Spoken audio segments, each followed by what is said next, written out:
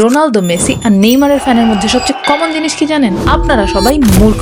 দাঁড়ান, রাগ করার আগে নেক্সট 1 মিনিট লজিকটা শুনুন। ফ্যান বা ভক্ত হওয়া প্রবলেম না, বাট অন্ধ ভক্ত হওয়া প্রবলেম। কারণ একজন মানুষ কখনই কারো ডাইহার্ট ফ্যান হয় যখন তার নিজের আইডেন্টিটি উইক থাকে। তাই ব্রেইন একটা শর্টকাট নেয়। ব্রেইন ভাবে আমি তো নিজের জীবনে কিছু অ্যাচিভ করতে পারিনি, কিন্তু এই প্লেয়ারটা যেহেতু সাকসেসফুল, তার চয়েসই নিশ্চয়ই রাইট। আর এখানেই ট্র্যাপ শুরু, কারণ আপনি আপনার নিজের জাজমেন্ট বন্ধ করে দেন আর আপনার ফেভারিট সেলিব্রিটির চোখ দিয়ে সবকিছু দেখতে শুরু করেন। মেসি ভুল করলে ডিফেন্ড, রোনালদো ফেল করলে এক্সকিউজ, নেইমার ড্রামা করলে জাস্টিফিকেশন। কারণ তখন আপনি ওই প্লেয়ার না, বরং আপনার ইগোকেই ডিফেন্ড করছেন। এজন্য মেসি ভার্সেস রোনালদো নিয়ে মানুষ গালাগালি করে, ব্রাজিল ভার্সেস আর্জেন্টিনা নিয়ে বন্ধুত্ব শেষ হয়ে যায়। কিন্তু আসল প্রশ্ন হলো, আপনি যাকে নিয়ে ফাইট করছেন সে কি জানে যে আপনি এই দুনিয়াতে এক্সিস্ট করেন? কিন্তু আপনার ব্রেনই তাকে ইমোশনাল সেফটি বানিয়ে ফেলেছে। আর কেউ যখন তাকে ক্রিটিসাইজ করে, তখন সেটা আপনার নিজের উপরই অ্যাটাক বলে মনে হয়। এটাই ব্লাইন্ড ফ্যান্ডম, অন্ধভক্ত। অ্যাডমায়ার করা ভালো, স্কিল শেখা ভালো, মাইন্ডসেট কপি করাও ভালো, কিন্তু হিরো হতে চাইলে অন্য কারো না, নিজের হিরো হয়ে দেখান।